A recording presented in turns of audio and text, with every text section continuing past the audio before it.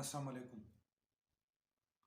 د امریکې، د انګلند، یورپي ممالک او نور ته کوم اډوانس ممالک دي، د دې او د پاکستان په خلکو کې فرق څه دی؟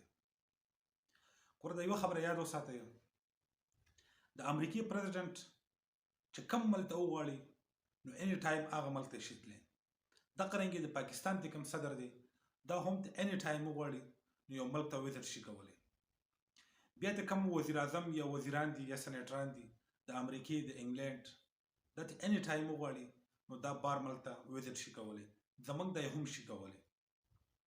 زمونږ چې کوم ایم این ایز دي یا د هغو د کوم سنیټر دي یا ایم این ایز دي، هغه هم چې څه ټایم وغواړي نو هغه وزټ شي کولی.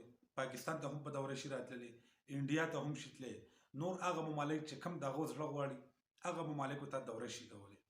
دقرنګې د پاکستان ایم این ایګان هم دورې شي کولی. صرف فرق دا دی چې معمولي غونډه کې فرق دی. هغه فرق په هغو په منځ کې دا دی چې د هغو د کوم سټیزن دي، کوم شهري دي، خو هغه دا وغواړي نو اني ټایم هغه نور ممالکو ته وزټ شي کولی.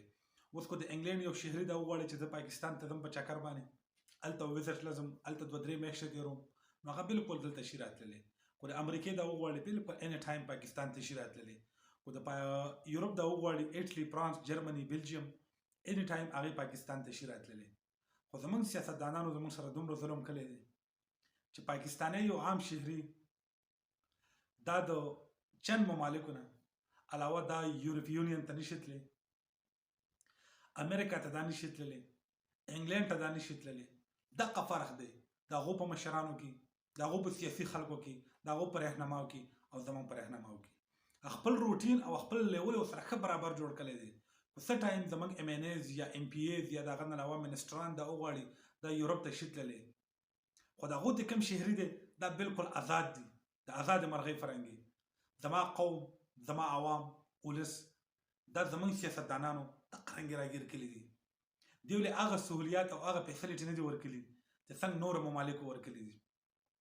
یو کس خواهش لري چې زه یورپ ته لاړ شم، انګلند ته لاړ شم، امریکا ته لاړ شم، هغه به ذلیله کېږي، کله به د ایجنټ سره خبره کوي، کله به په غیر قانوني لارو باندې کوشش کوي، حتی تر دې پورې چې هغه عام ترکي ته ځي نو د هغه لپاره څومره غټ شرایط، څومره بینک بیلنس، څومره سرټیفیکیټ. لکه دا صرف فرق دا دی چې موږ اډوانس نه یو.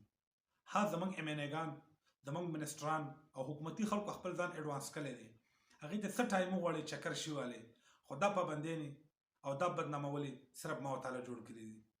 دغه خو وجه ده چې موږ غواړو په هغه خلکو پسې روان یو چې هغه زما د پاسپورټ عزت نشي کولی، هغه ما له عزت نشي راکولی، هغه به غوڼ عمر د عوام او د خپل شهري په بېعزتۍ پسې لګي، هغه له به هغه سهولیات نه ورکوي چې کوم یو ازاده مرغۍ، یو ازاد ژوند سړی تېروي. بس صرف چند ممالک چېرته کینیا ته لاړ شه، سریلانکا ته لاړ شه، افغانستان ته لاړ شه، د دې ممالکو هغه هم داسې دي چې لکه اني ټایم ته وغواړې نو د دنیا هر ځای نه ورته شي تللی. هلته خلک ځي نو ټوټل دهشتګردي، لانجې، کډنیپینګ، سمګلینګ ټول په دغه ممالکو کې کېږي. زموږ صرف هغه ممالکو ته رسایي کېږي چې کوم اډوانس ممالک دي هغو ته زموږ رسایي نه کېږي. نو دا موږ له خپل مشرانو له ایم این ایګانو له وزیرانو له شکریه ادا کول پکار دي چې هغه موږ په یو پنجره کې بند کړي وو، په یو داسې ماحول کې بند کړي وو چې موږ د خپل علاقې نه، د کلي نه، د ملک نه بهر نشو وتلی.